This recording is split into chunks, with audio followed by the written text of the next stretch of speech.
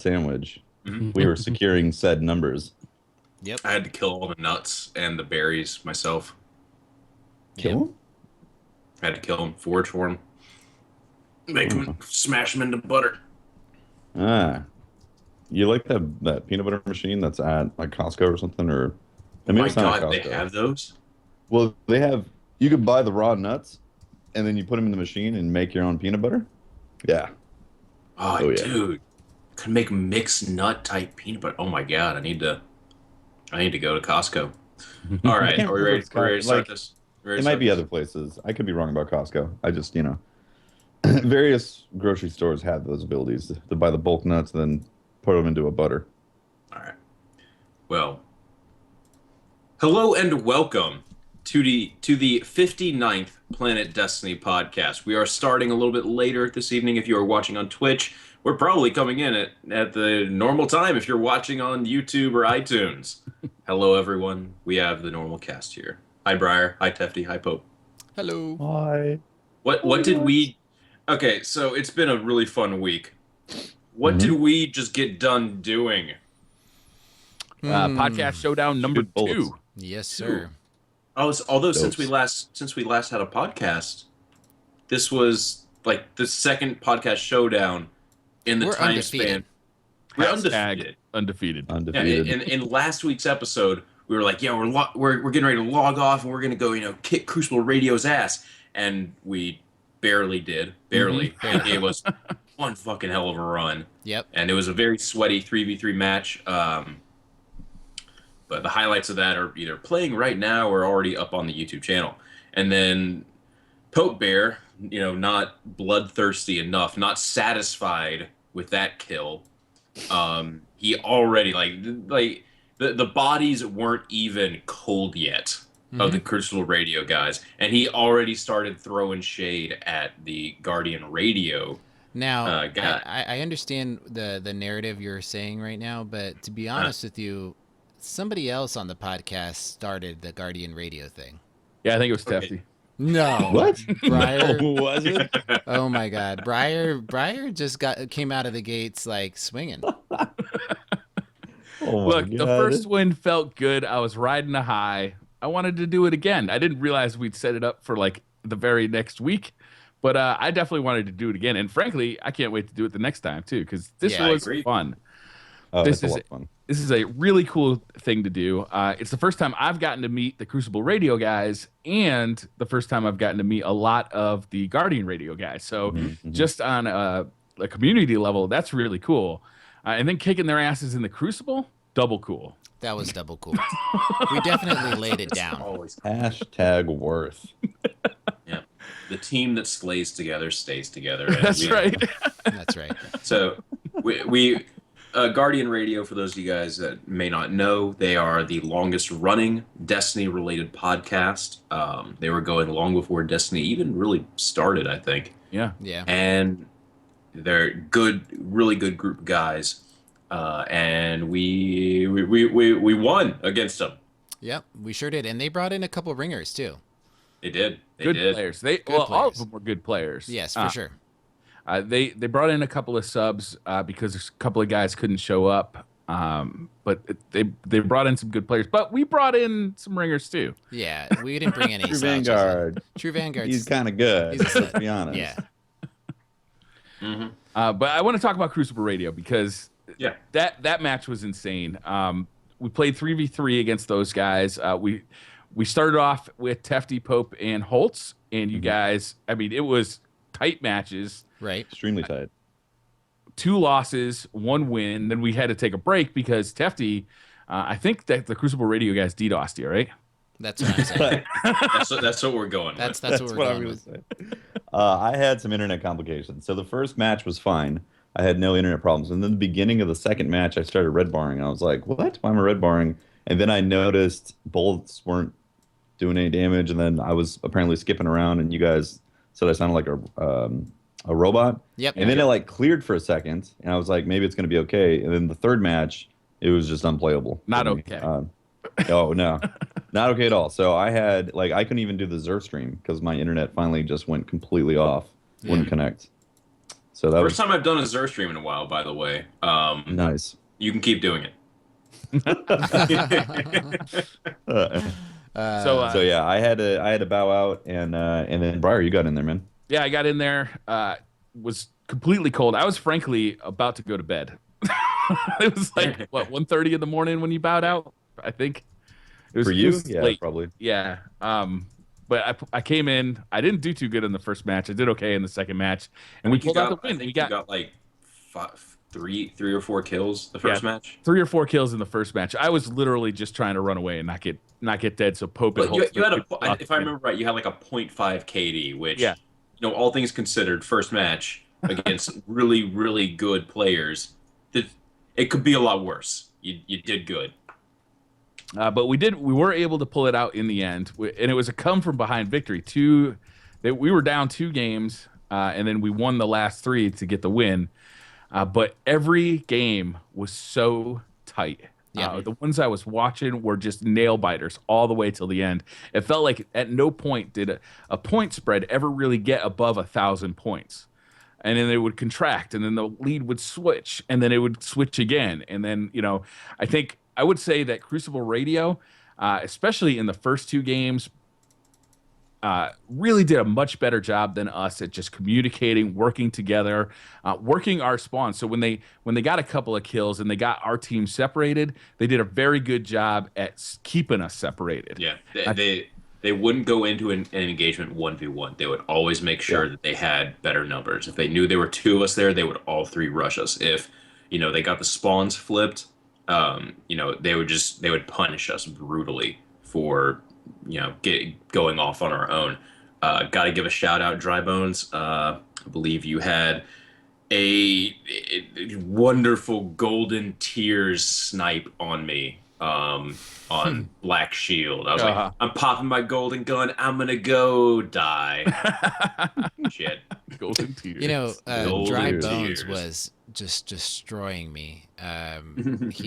His sniper was on point, and It was on point. He was definitely. I think he had one game where he went 21. He got 21 kills. Yeah, It was like 21 and 3 or something. he went massive on. I think it was the very first game, or no, it was the second game. It was the second game on Black Shield. He went absolutely massive on that game.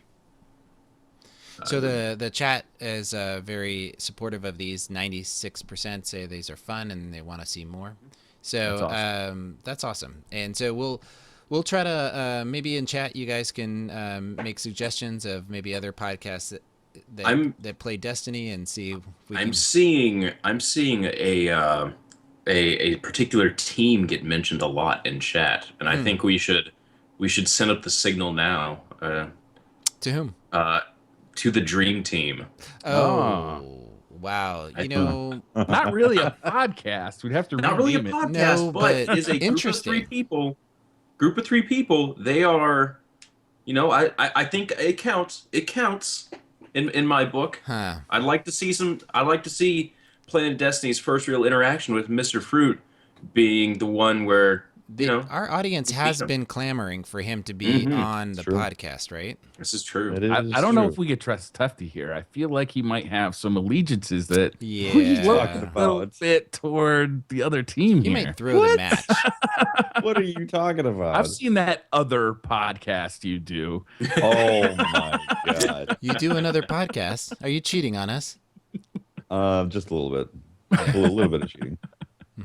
That's true. What if it was Tower Talk versus Planet Destiny podcast? How would that work? Well, Tefty is now announcing it, and it is turned into a 2v3, I guess. I'm in both podcasts. You The are. conundrum. We can yeah, we can correct that, Patrick, right? We can fix it. We just fucking- So I thought the Crucible Radio match was very sweaty. It was very competitive. I think it was set up that way too. we went with the Far Cognition rules, where it was like no heavy ammo, no exotic armor pieces used on any class, no class specific weapons like the exotic ones from the gunsmith or the legendary ones from the gunsmith. It basically stopped Stillpiercer. Because everyone knows the Mobius is so good. no invective, icebreaker, or sidearms to stop the heavy ammo glitch, or to stop the not to stop the special ammo cheesing, which we all weren't going to do anyway, but we went with the rules. Um, there could only be one of each subclass on the fire team, and there's one more rule there. Oh yeah, we also only made it so that we could have one thorn, one thorn per team. So, because that's like the one thing that we kind of differ on is Crucible Radio. They're kind of cool with thorn. We not so much. Like, let's not have emotional damage. And we'll talk more about Thorn a little bit later. But there's some actual. We think there's some stuff coming with Thorn. There might be. Yeah, there might be. So we'll speculate on that a little bit later. But yeah, we ended up in the final match. We ended up the final match was on Blind Watch, I believe, and that match was a nail biter. It was a complete nail biter where like they had I think 1,000+ point lead at one point, and I was like, oh man, we're screwed. And then we started to slowly bring it back, and then we ended up just barely winning out by I think 200 points at the very end of that match there. It was real close. You know, those guys are chomping at the bit for a rematch. Absolutely, they are. I honestly think that match could go either way. Mm-hmm. Yeah, but this time it went our way. Listen, #, undefeated. Yeah, I'm chomping at the bit. We are champions of the world. I got kicked out. Yeah. So I'm really happy, but at the same time, I'm like, ugh, I want, because it was so fun. Like you left something undone. You left something on the table. Oh man, it was completely undone for me. Yeah. And then tonight we got to play Crucible Radio, which I thought was. It was a much more fun-oriented event. We played 6v6 because they have a ton of people on that podcast. So we brought in a couple people. They brought in a couple people. And they brought in some ringers. They did. They did. Tell you. They had one guy who was running a shotgun. Can you guys remember his name? Zen. Zen. He was a blink shotgunner that reminded me of year one. I mean, this guy could cover ground super fast. He knew exactly where the distance of the blink that kill shot was gonna, and he was just it was insane. He was very. I think he was running. I think he was running fast twitch too. It felt like it because he had his melee up really consistently. So he knew that if he hit that shotgun at this distance, then he could close the distance and then melee and take you out and then cause Tep to complain in the chat again. No, it was the last. How many times you guys died from Life Supers? But for me, it was often. Very often. Wow, that warlock, he uses it. I've used that warlock, and I cannot use it to that effect. He is very good. He was putting in work. He would use. I'm pretty sure he was running Transcendence, but he was putting in work with that super. He knew exactly when to pop it when we would just be ripe for the picking. Yeah, absolutely. Mason Sean Snipe was on point. I thought he was doing very well. The whole game was a lot of fun. It was 6v6. It didn't feel as strategic as 3v3 did because there was a lot more chaos. And we even played a game of Control there at the end, which was just a madhouse. I mean, who knows what was going to be on that B point when you walked into that room? Yeah, that was utter chaos in that B room on Cauldron. I think I didn't see like. I looked in there. There was never a point in time where I didn't see an AOE grenade of some sort going off in there. It was pretty crazy. Well, it looks like our chat's talking about pushing out to the Dream Team next. So maybe we can start, people in chat starting to push that out. Tefty might know a few of them to get the word out. I do talk to some of those guys. And one of them is on a podcast that I'm in, so it may or may not be possible. I don't know. We'll see. All right, we'll put it out there. Maybe we'll be able to square up with them and do it again. And one final thing: if anyone's wondering how we're actually doing these matches, it's alarmingly simple, but aggravating at the same time. Basically, we all just we find two people on the teams that are close to each other. And then those are the people that are going to queue into each other. And then they count down. They say 3, 2, 1, launch. They both teams hit the launch button at the same time on the playlist that you selected. And then hopefully it matches you up. And if you suddenly see it go like 4 people when you're trying to match, it's like, nope, back out. So you tell the other team to back out, and eventually you get matched up with them, and we can have some fun games. We don't need custom games, though. Not at all. No. Custom games. I mean, custom games would make this kind of event so much easier, so much more watchable. You wouldn't have to wait those, 10, 15. In Crucible Radio's case, it was a 45-minute wait to get that first game going. That was aggravating. It was aggravating. It was aggravating for us as players. It was aggravating for viewers. That kind of thing. We've stated this before on this podcast. It doesn't just help the people that are actively using it. It helps the entire community because you get to see these kinds of events, and they get to have a more polished, produced feel to them because you can just kind of be ready to match up, right? You can have an intro by, a guy like Triple Wreck or whoever, and then we can just go right into the gameplay. We can pull back out, regroup for another game, go back in, and like this kind of event would just be absolute a blast, not only for the players but for the viewers, and at a high level it would make tournaments really watchable. Absolutely. But you gotta admit though, in the end, we're one hell of a PvP slaying team. I mean, one clearly. of these days, Pope, I will not be there. Be there to help you the out. beards. All I'm saying is that maybe it's the beard, maybe it's not, but bring it. No comment. No comment at all. What? No comment. I ain't scared. So what else we got? What else we got going on this week? I want to talk a little bit about Cosmo's tweet this week. Yeah, you guys see that? He's asking, what do we think about Thorn? I don't have the tweet right in front of me, so I can't quote him directly. But he's basically asking us, the community as a whole, and on Twitter, what do we think about the Thorn? Overpowered, underpowered? What do you think? Do you guys think that this means that we're going to see a year 2 Thorn coming up quick? I think it's a pretty high probability that we're going to see it. I'm trying to find the exact tweet, but basically it was. I have it seared into my mind. Where is it? Where is it? Where is it? Do you want me to bring it up? Bring it up if you got it. I commented enough on it that I can easily search it. So what basically it was about is that he wanted to get a sense of who how people felt about Thorn, and I think the way he phrased it may have instigated some kind of snarky responses, but he said, "What's everyone's thoughts on Thorn? Too strong, too weak, or just right?" And I let off the discussion. If you would have called my comments a discussion, I can't even begin to explain to you why Thorn should never have been allowed in PvP. Plain and simple, dot is broken. I have adjusted my my calm, educated responses later in the night, but I may have. You started something. I may have had a post-traumatic stress disorder, and responded. Well, I think we all do at this point, in regards to Thorn.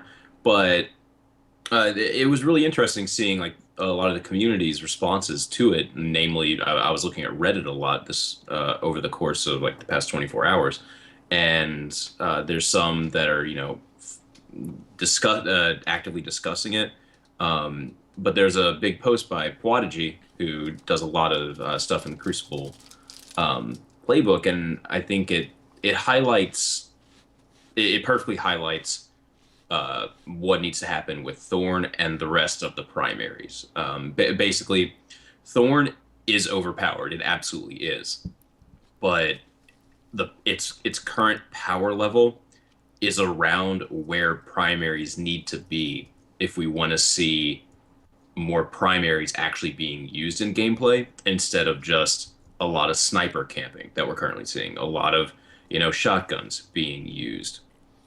If primaries are brought up more then we'll see them used more. Until then, you're going to continue to see, special weapons being used in their current states. Mm-hmm. But yeah, Thorn. Well, I think it's something that we'd be surprised at how many people actually use the Thorn.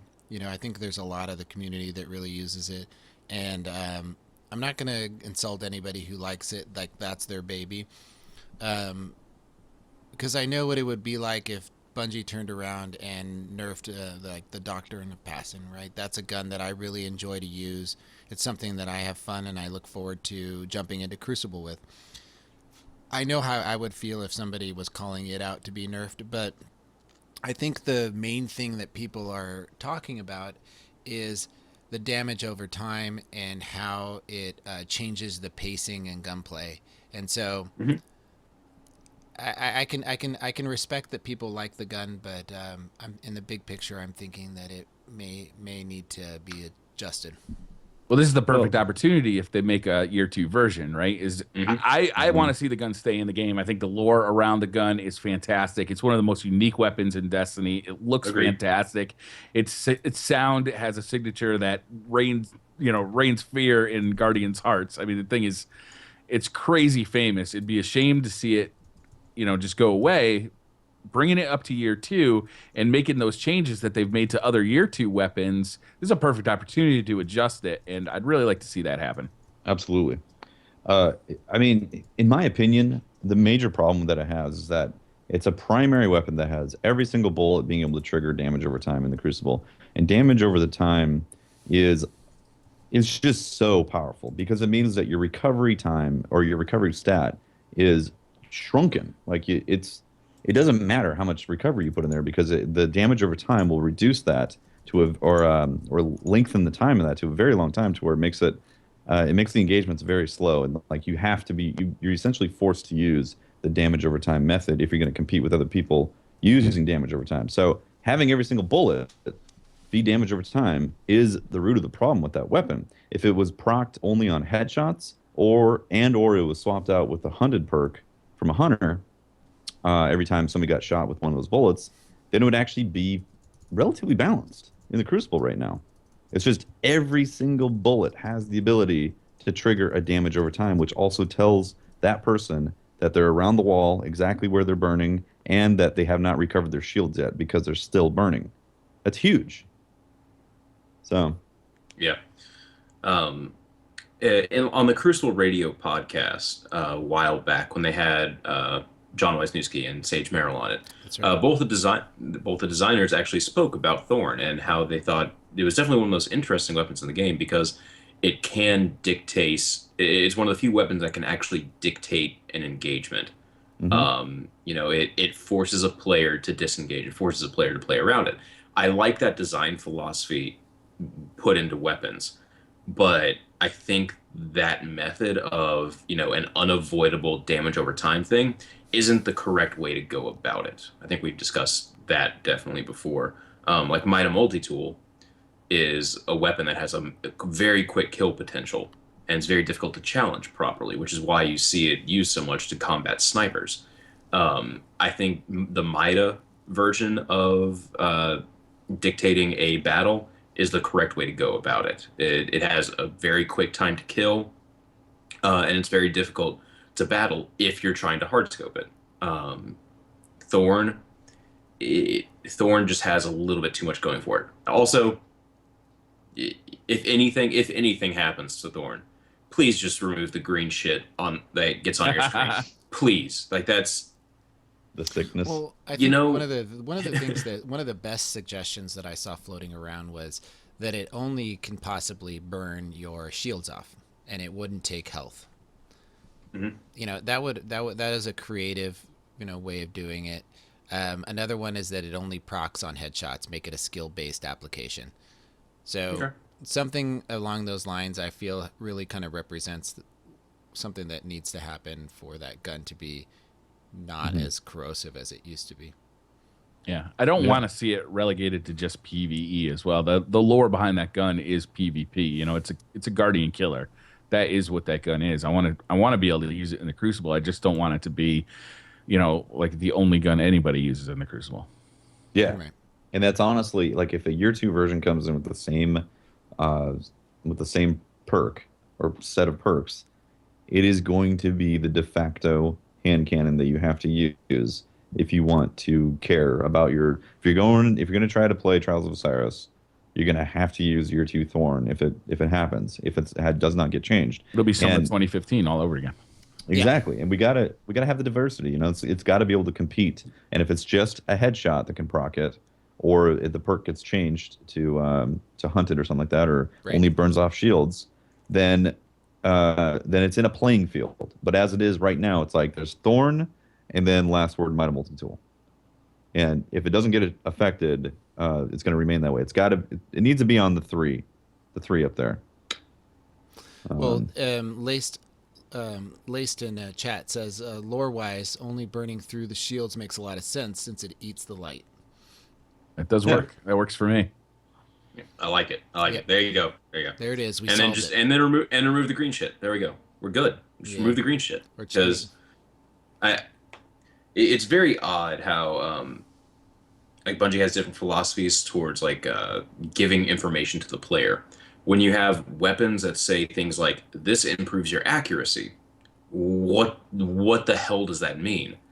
And then on the flip side, they want you to be very keenly aware that there is something wrong with your player that's adversely affecting you. Right. Mm-hmm. So instead of just kind of maybe teaching the player that red debuff thing in the corner that signifies that something is wrong, they kind of took the sledgehammer approach and just said, okay, your entire screen is green, and Yeah.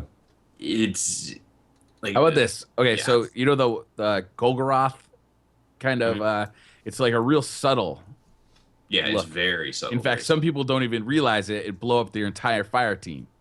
So why don't they just switch it?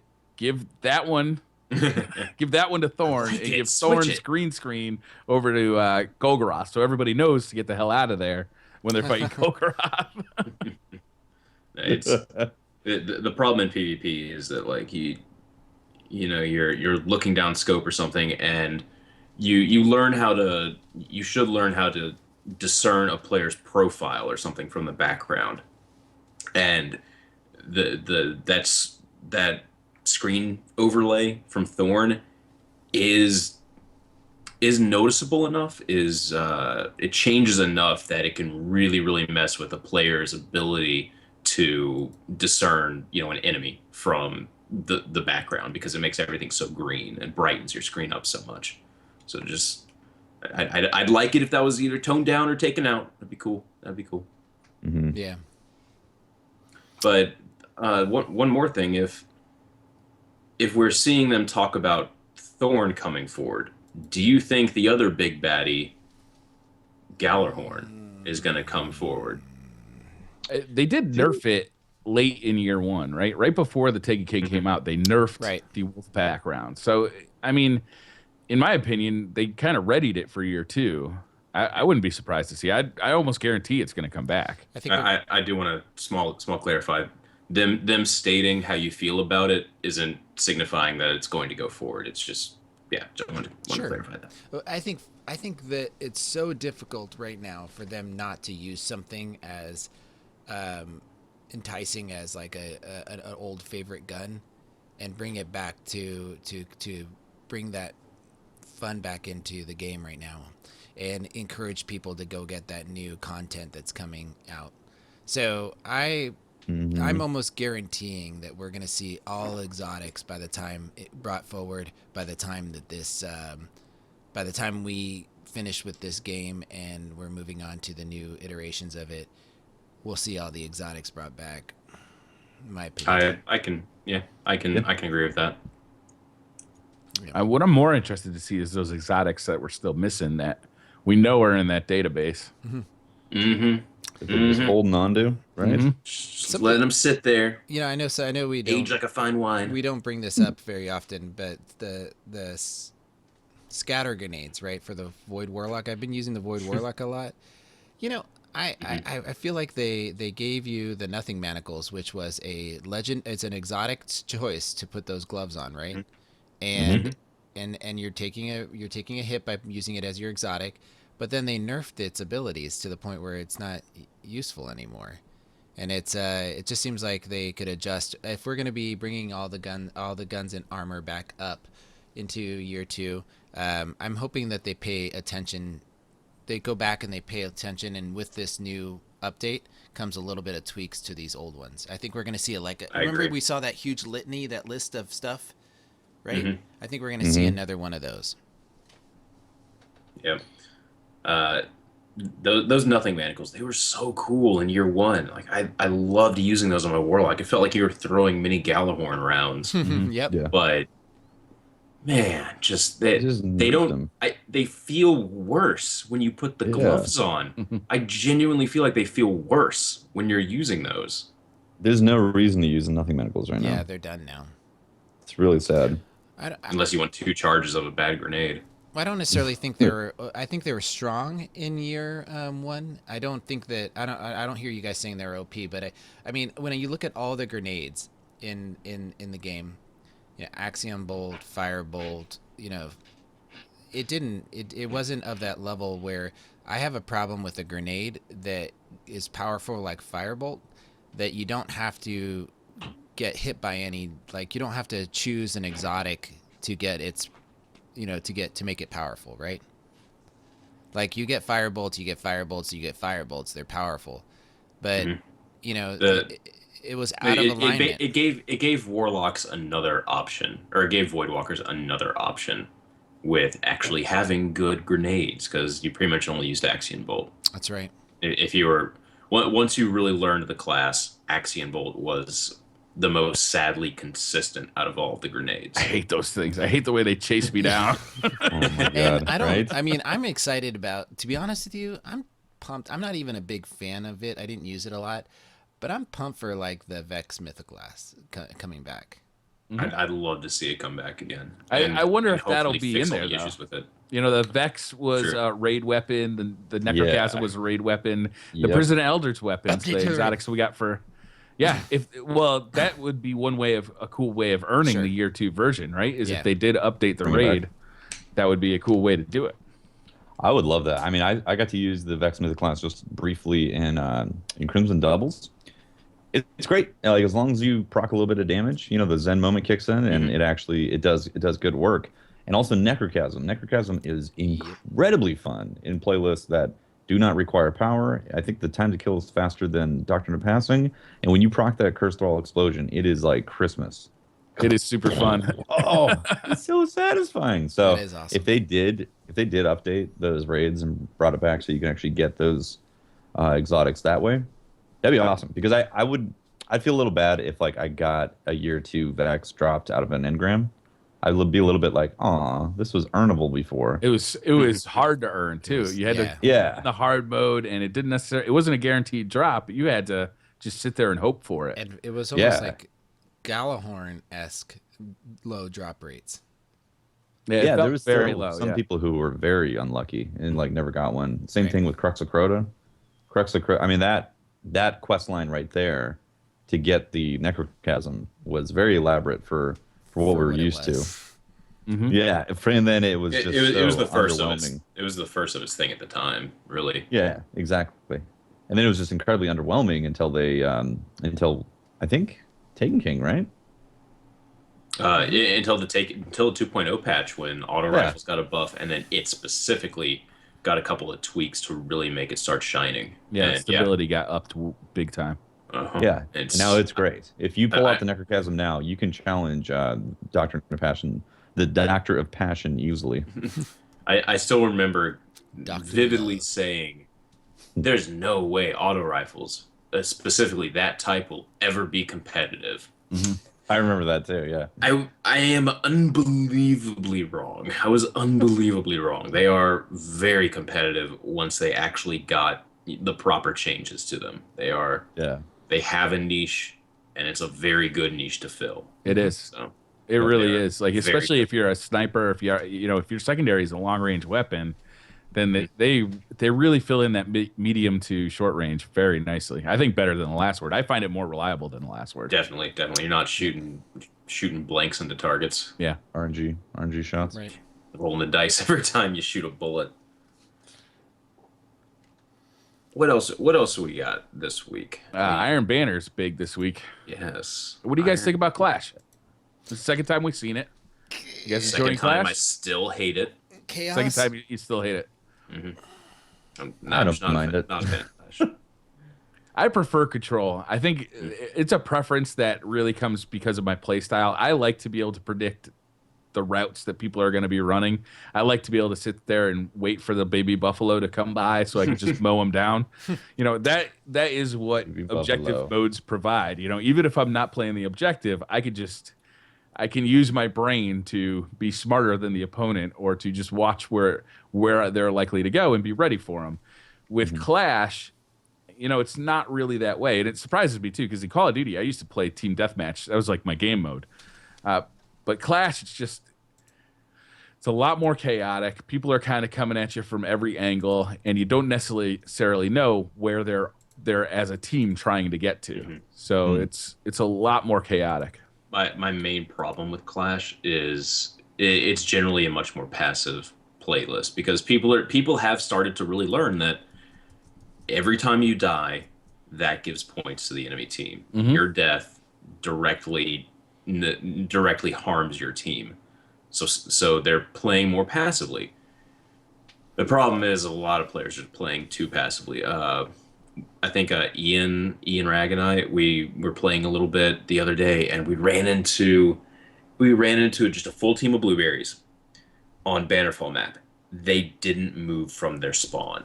Just were sniping out of it. They were just sniping out of it. And this team full of blueberries, this was not a conscious decision from like a 6-man team to never move. This was all those individual players going in there and just never moving. And they did very well, just playing very passively, which I guess says something about the game mode.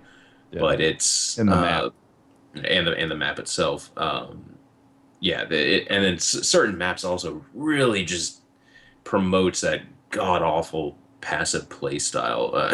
Black Shield. I haven't seen that like 100%. Like some games I've seen like really passive play, but for the most part, people are getting out there having some fun.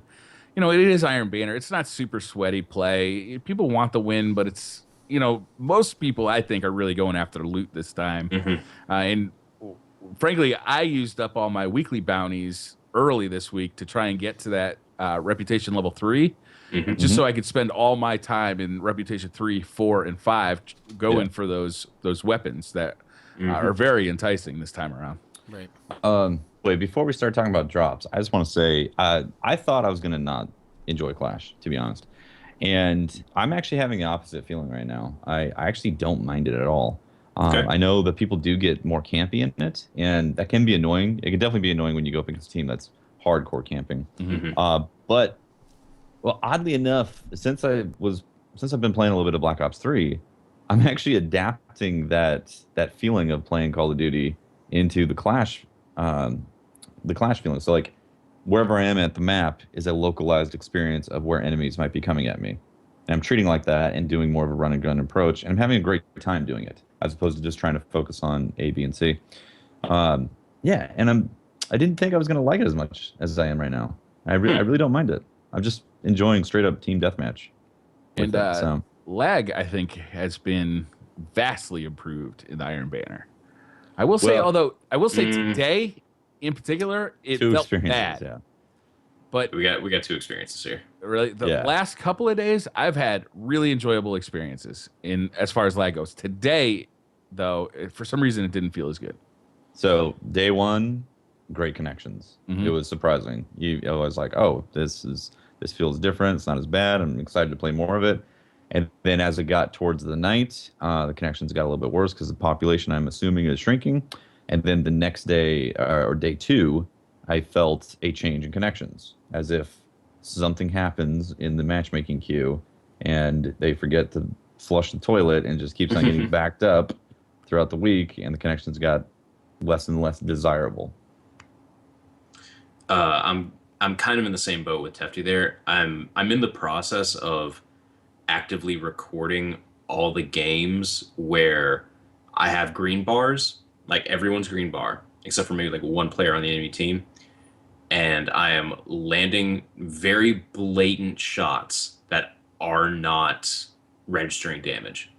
I think it has something to do with the damage referee, maybe, but I need more evidence to actually see. Maybe my shots are just off by the finitest of portions, but I'm having very easy body shots just simply not register. I Or had a lot of that. yeah, headshots where you see the player's head recoil, their shield kind of do that little illuminating thing like they got hit, and then no damage, just nothing. Do you guys think it's just the player population going down, or do you think they still change matchmaking again? No, they did change the matchmaking. They announced it. They announced it. They announced it this time. They said, "Hey, we did some changes." They rarely ever say what the fuck changes actually are, but they actually happen. For me personally, on Tuesday and Wednesday, I was really impressed with how good the lag and the lag compensation and the netcode felt. Today, I was playing with a group. I played for 2 hours on stream, and it was noticeably different. It was people, I was getting those guys that were impossible to hit because they were just like flashing around the screen. I was getting shot by a guy with a shotgun who on my screen was behind a box, but after I died, all of a sudden he was right on top of me. Like that kind of stuff. I saw it, and I was not seeing it on the first 2 days at all. And it's been like that for me as well, but playing as solo, playing as a group, as a small group, playing as a full 6-man, it's a very consistent, unconsistent experience. If that makes any sense, I'll get 1 or 2 games where everything's fine. I have zero complaints, but then the games that are bad are just. It's not like red bars and people teleporting everywhere. It's rarely ever like that anymore. It's just straight up stuff not registering, and that's what I was experiencing. That's the oddest thing for me. So I'm thinking it has something to do with damage ref. I played for about 7.5 hours yesterday, and I had tons of sniper shots, either not register as headshots or not register as body damage at all. And I was like, how is this so different from yesterday? I don't know what is possible. Maybe it just happens to be that every single one of those matches, you don't get a good connection to the host. Because it is like a 1 in 12 chance that you have either anywhere from an awful connection to you are the host. It's like that's the variation right there, 1 in 12, and maybe it's just majority of those games 1 in 12 chance it was just a bad connection to the host, and those shots wouldn't register. It feels like voodoo to me when I'm actually in the middle of it.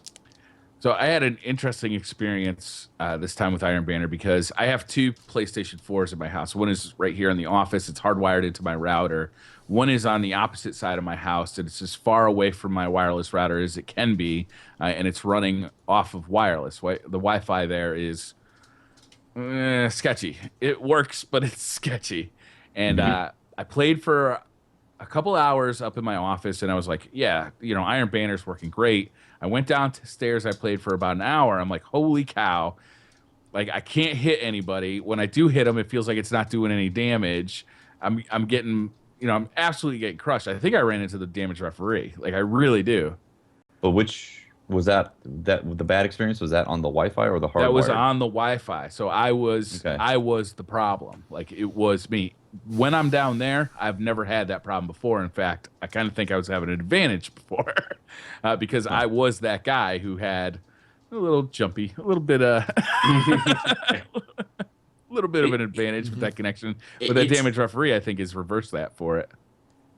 I don't know. I still don't know how I feel about the damage referee. I'm not really seeing any blatant cases where someone with like a red bar or yellow bar is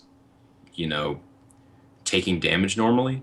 It's all, if they're a red or yellow bar, that they are basically unhittable because they're teleporting, and then they're still able to like fully damage me properly. That's what I was seeing less of on Monday or Tuesday and Wednesday, and then seeing all over the place today. Okay. So that's what was disappointing to me. Hopefully whatever they changed back. I witnessed lots of red bars hit the top of the leaderboard. Yeah, no, oh man, we had one game where there was a guy that was just an unkillable god teleporting around, and he was in the top 3 for the major part of the game. But to be completely fair with Bungie here, this is still an improvement over over what we used to have in Iron Banner. It used to be, you got the rainbow bars going right there. You got, oh man, it was bad, but then but now it's getting better. We're getting lobbies of green bars, mostly green bars, or mostly real green bars. There's some yellow bars that are painted green.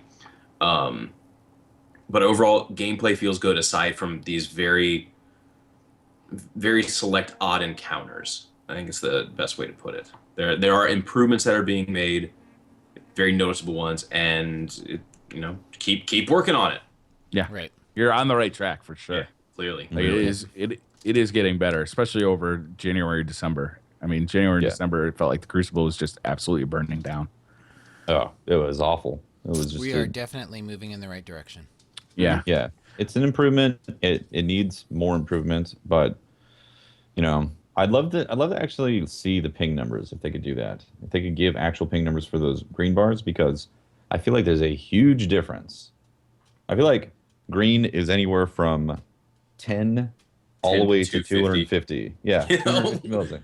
We didn't plan that. We jinx. That's very odd that we both that's legit what a green bar feels like right now in the Crucible, and that is an enormous amount of time in a game that is made up in milliseconds. Like insane. Right. That's what causes those green, like someone who's on the tail end of a green bar to snipe you through a wall. Yeah. Because on his screen you're still outside, on yours you've been in cover for a quarter of a second. That behavior's been in every online shooter I've ever played. It's like that's just the difference between, where you think you are compared to where on the screen your opponent saw you. He fired at you. He shot you before you were around that corner. But by the time that information has hit your console, you've been around that corner. Dedicated servers will change that. When there's one centralized server, no, it really does, because the dedicated server is the master clock.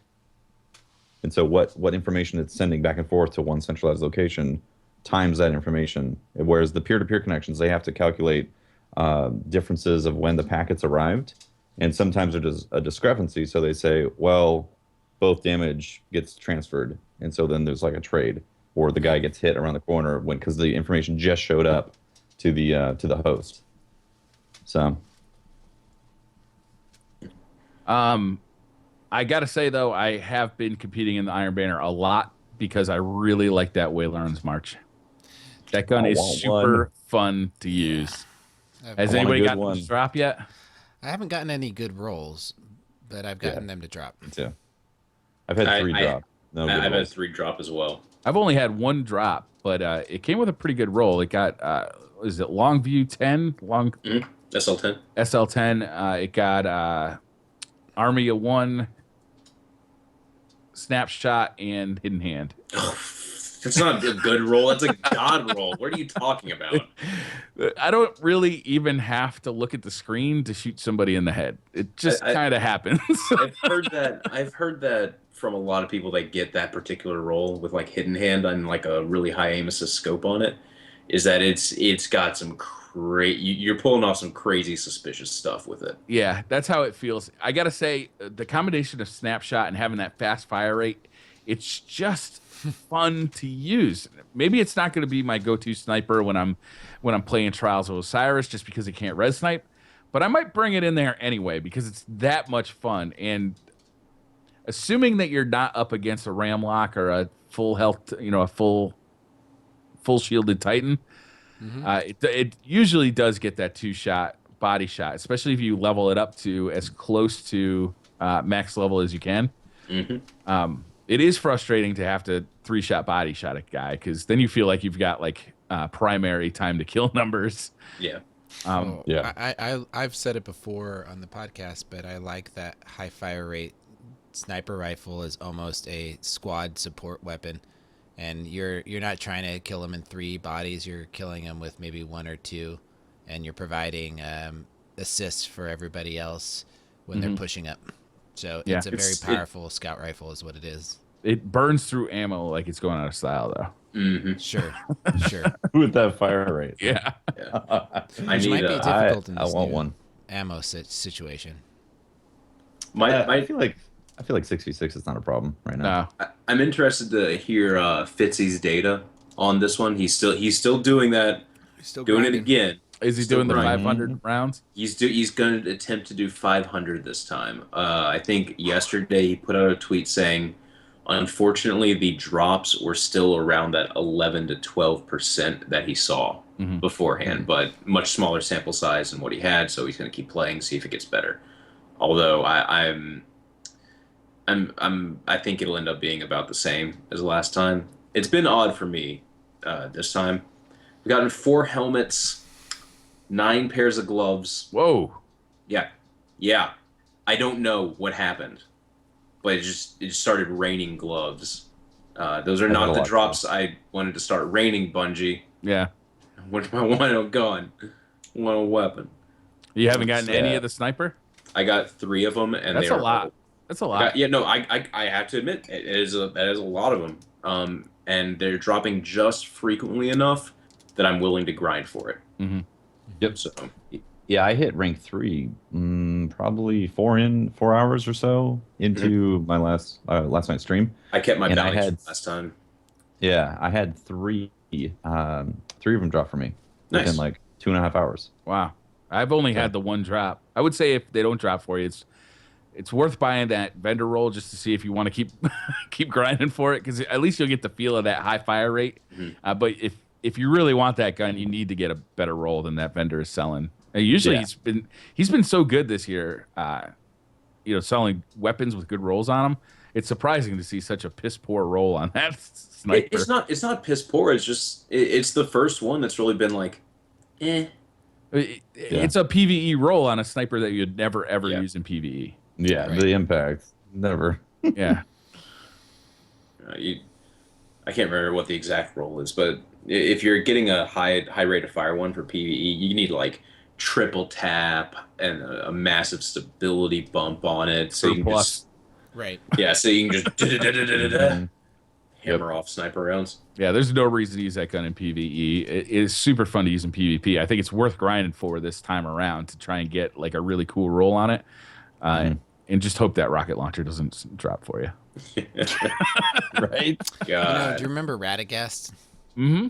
Yes, so there was a roll of Radagast that had maxed out blast radius and nearly maxed out velocity. Yeah, I had that. I had it. I had 3 of them. Yep. It procced. Proximity was broken at that point, and you just. Mm-hmm. That was an amazing rocket launcher for people. I remember that the Trials of Osiris rocket launcher had just like a tick less velocity. Yeah. And you're like, get out of here! Get that piece of crap away from me. I know. Yeah. And then it had one like the roll that I had that I liked particularly was it had one in the one round, right? And then it had a proc on it that's a roll that said if you when the magazine is empty, increase reload speed when mag is empty. I think I had like clown cartridge or something, so it only had 1 round, but every once in a while it would put in 2, and it didn't come out of my ammo. Right. Yeah. Yeah. with the heavy boots. Yeah. Heavy boots. I think you had like 3 chances for clown cartridges, wasn't it? Yeah. It was like I just felt like I was shooting rockets for days with that thing. Yeah. It was kind of broke. And that was also when rockets were actually useful and works in the Crucible correctly. Nowadays, you can proc or you can shoot a rocket next to somebody, and grenades and horseshoes might not proc. Right. It's really annoying. It does. Every once in a while, a rocket feels like it just sails over somebody's shoulder. Mm-hmm. Yep. Yeah. Or it'll hit him in the chest and not kill him. Like 190 damage. You're like, oh, okay. Well, it's good to know that truth isn't broken, though, right? Yeah, truth. Truth. It's. I can set my clock to the enemy team in trials switching to truth during the heavy round. It just has like they're using they have cool exotics they're using. Switch to truth. So right. I usually know that I'll win every single fight if you can make it past the rockets. Make it past the 12 truth rockets that round. Yeah, that's the thing. They get 4 rockets with truth too. Yeah. Man. You ready? I feel like we're a little bit tired tonight. Yeah, dude. Having We spent an that hour and a energy half on the long, throwdown. Yeah. having an hour and a half long thing beforehand was a little tiring. Well, I think you're also like it's like any competition. You get all amped for it, right? Mhm. And now we're coming off of that a little bit of adrenaline, right? Yeah. Do you want to get into the weekly Update? Yeah. Yeah. Go for it.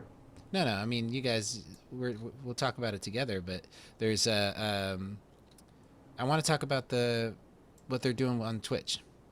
Yeah, sure. Talk about it. You lead the way. All right, so set browsers to fun. Our Twitch channel is about to become home to new weekly ritual where we introduce you to the people who make your games. There will be times to play and times to talk about what has yet to be played. Here's what you can expect to see on the programming schedule for the near future. And we are going to get a Dreadnought ride-along. March 2nd. It's scheduled, too. It's got a date. Yep, it's got March. Mark it in the calendar. Yep, March 2nd. March 2nd. And Nice. they're going to be joining up with senior artists Andrew Hops and Brian Frank. Oh, nice. And they're going to be checking out the tour of Oryx loot-filled fortress. So I'm a really big fan of these. I don't know about you guys, but the Breaking In series was one of my favorite series on the Bungie website, where they interviewed people that worked at Bungie. So to see, and then the Twitch streams, like the Bungie bounties and things like that, those are also some of my favorite things. So to see them both being married here and see the ride-alongs happen again, I'm really excited about it. What do you guys think?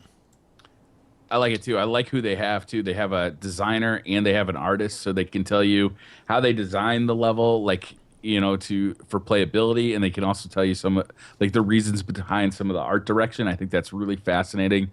I'm with you, Pope. I really liked, especially the Cosmodrome one last year.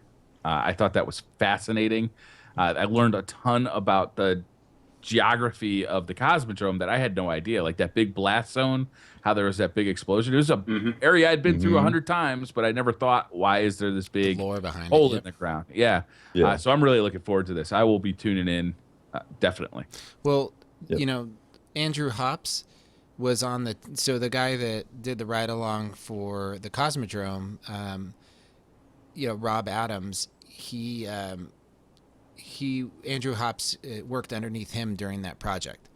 Oh, okay. And to see him take on the lead on the world lead for the destination lead for the Dreadnought is really exciting, because that was his first project as a lead for the destination, and I love the Dreadnought. I mean, it's a ton of fun. All the jumping puzzles and the different things that you can do, and they really made it fun.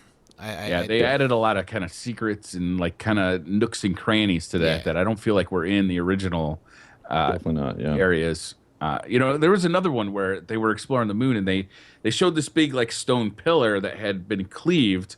Again, I had walked past it 1,000 times, right? But then to hear them talk about it, they showed like how the top of it, where it had been cleaved, was like a glass surface practically, and how somebody with a huge sword might have cut this in two. And then, that was before we knew about Crota, and I thought that was really awesome. Nice. Just to see all this information kind of come out. Lore guys really love it. They pick bits out of it, and it's just fascinating to see kind of inside a game designer's mind as well as an artist. They're also, I think the week after that, or very shortly after that, they're going to get some guys that design audio for it. And I see some people joking in the chat about, I was like, yeah, that's super interesting. No, that actually is really fucking interesting. I don't know if you know much about sound design, but the reason some of the guns feel way more powerful than others, like just simply when it comes down to like the legendaries, sound design. Right. Sound design is one of the biggest things that will make a player go, this feels awesome. And when it shoots the exact same as a legendary weapon. So sound is really fucking cool. I really want to know like how they do a lot of that stuff. So I'll definitely be tuning into that one. Yeah, absolutely. Music as well, ambient sounds. That the ambient sound and the music can really set the mood for an adventure. What very other? cool. Let's think ahead. And what other parts of or people that work at Bungie, or what other types of introductions would you want to see? So we got the Dreadnought team, and we've got the audio team. What would you want next? Raid team, man. I want to see the raid team, the designers go through the raid and just piece by piece tell us why they designed it this way, what they were thinking, where the sixth chest is, all of that stuff. Explain the design concepts behind the dick wall. Yeah, right. How did that was it some epiphany dicks. at some point where that came around that just popped out, of somebody?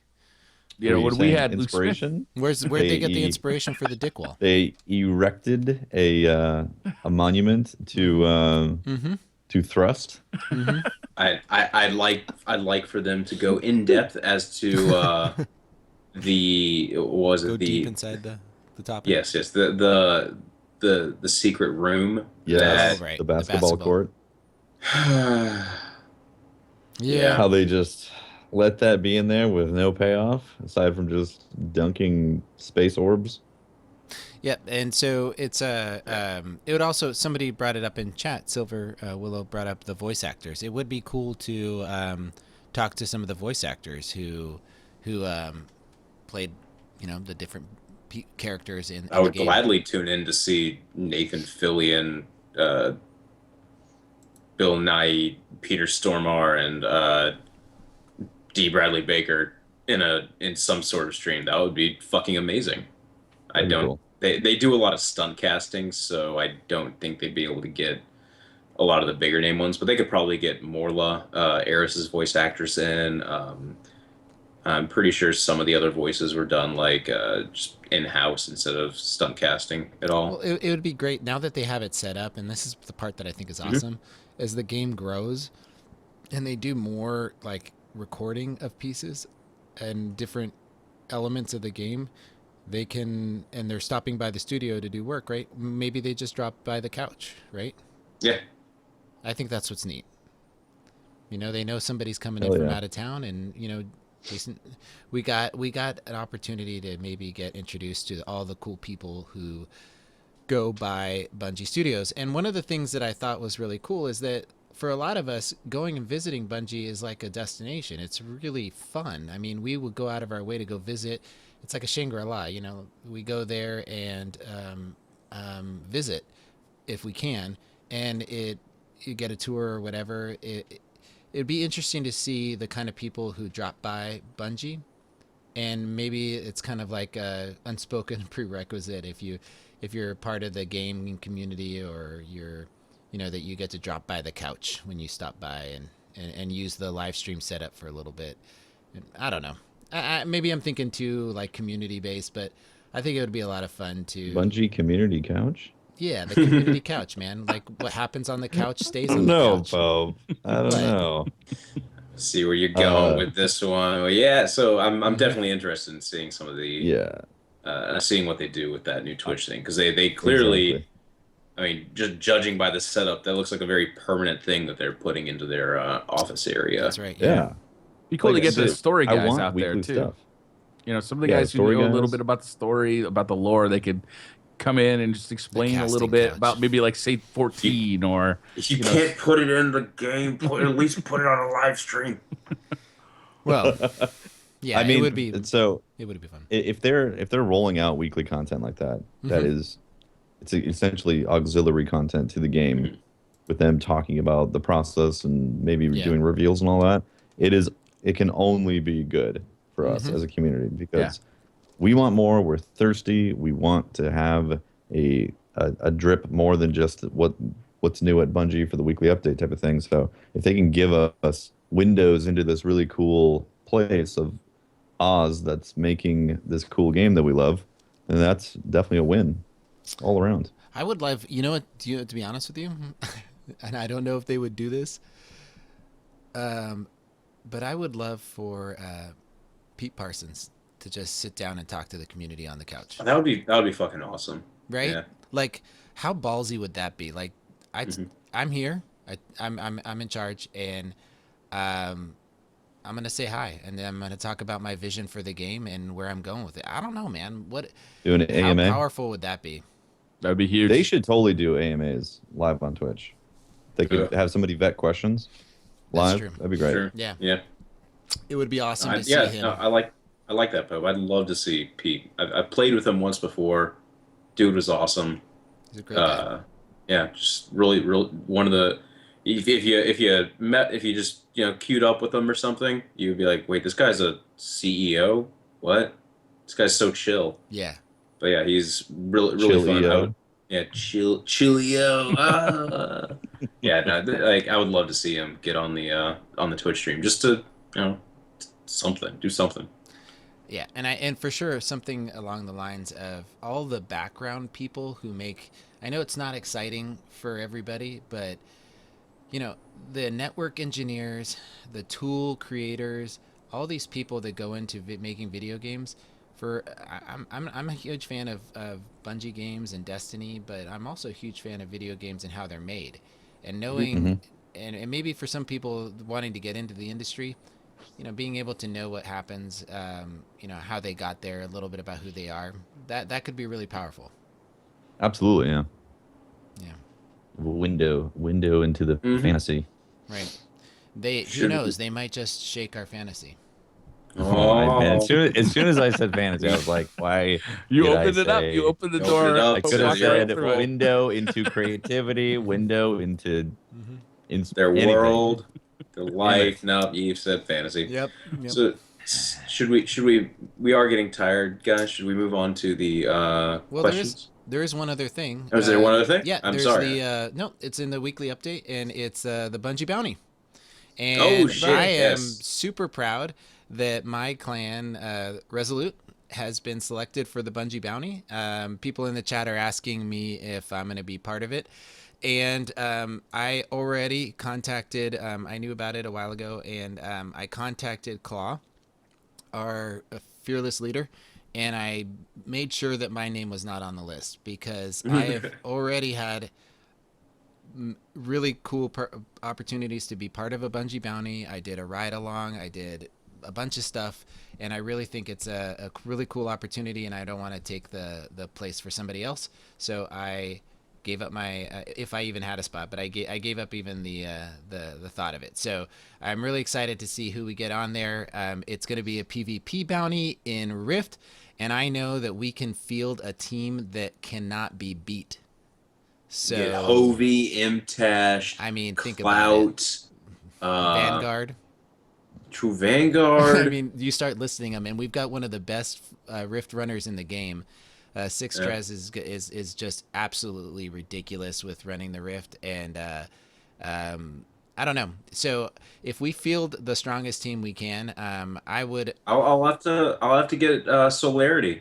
See if we can queue up against that. All I'm saying is that I'm not talking trash, but it's gonna be really hard to beat us. That's okay. Solarity, on behalf of Solarity Gaming, we accept the challenge, and we will have to. Manigator. Oh my God, I forgot about Manigator. Oh, jeez, we got a team that would just.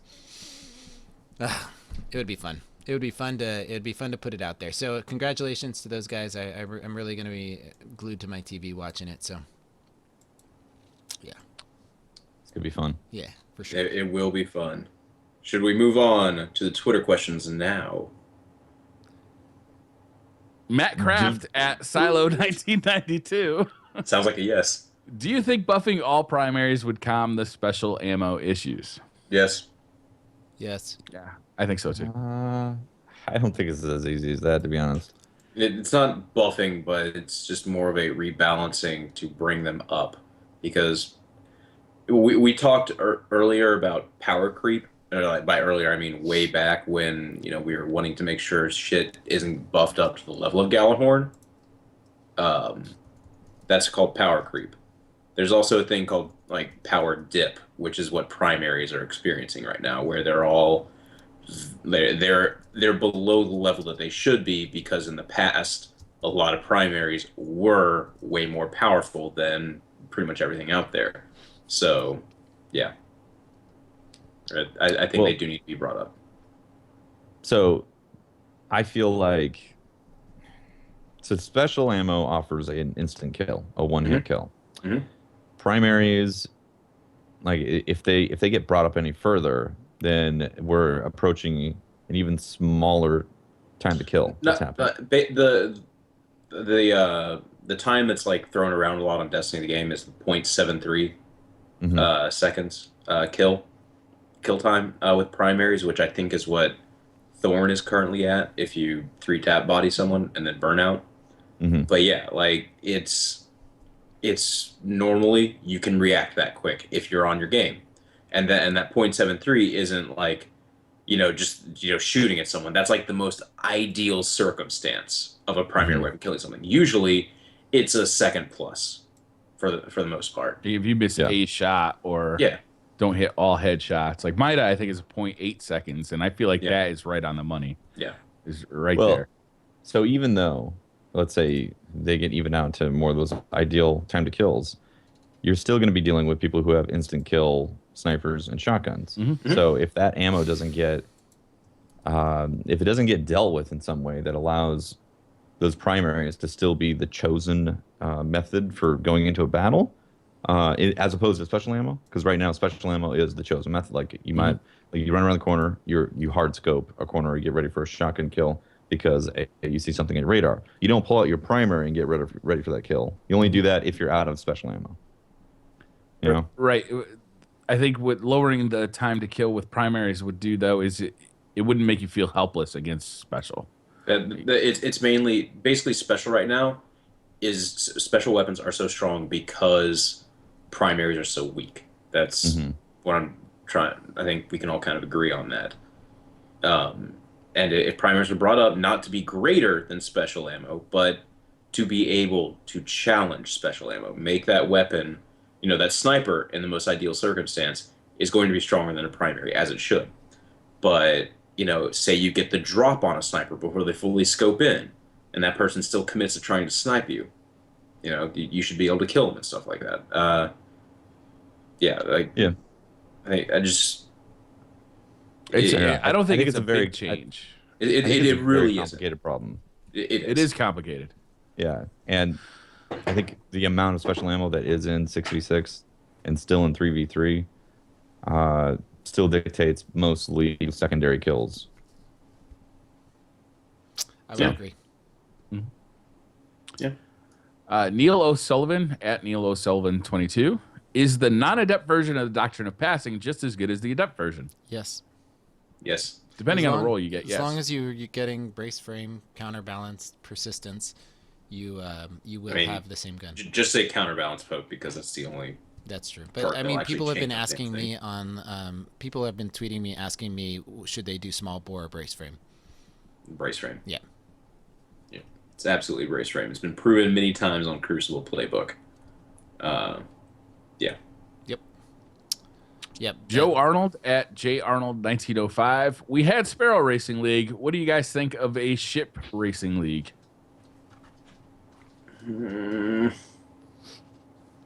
I bought Destiny because it was a shooter. I genuinely don't care. We know you didn't laugh. You know my answer. I missed the question. The question is, we had Sparrow Racing League, so would you want to see a ship racing league? I would not want to see something like that. If you do you remember in Halo Reach, they toyed around with ships in the campaign? Yeah, and no, they actually did they have it in campaign? I thought it was a multiplayer thing. It was a campaign level. There was a campaign level. Yeah. That's right. I'm sorry. Where you flew ships. And then if Destiny was going to do something like that, it would be a fringe thing, and it would be like taking your ship to orbit, and they know how to do it. They know how to do it. No Man's Sky says hello. Yeah, I don't know. I don't think it's. I think it's go not play the Eve Valkyrie. Go play Eve Valkyrie if you want to play a fighter pilot thing. I want more first-person shooter content. I would like load screens to have some kind of like dumb mini game, so that all those times I'm just sitting there watching that ship fly, to orbit. I'm actually doing like a Namco style mini game. Do a barrel. How many barrel rolls can you do during this loading screen? It'd be cool if you landed your ship manually, and you could land it anywhere you wanted on the moon, so you didn't have to hike it across the the place Man's to get Sky? There it is. The number of times that you shoot an asteroid or an enemy, whatever type of ship coming at you, Yeah. dictates how much special ammo you spawn in with. Nope. There it is. You're just gonna have to farm that shit for materials. Totally joking about that. No, I think that's a fun idea, but to be honest with you, I'd rather have them any resources they have right now focusing on PvE and PvP content. Yeah, I agree with you, Pope. Dubhead Gaming at Dubhead Gaming. Think of leaving the Showdown and having. I can't read this one. Josh Randall, do you think at Bungie should add perks, bonuses to full gear sets, Raid, Trials of Osiris, etc.?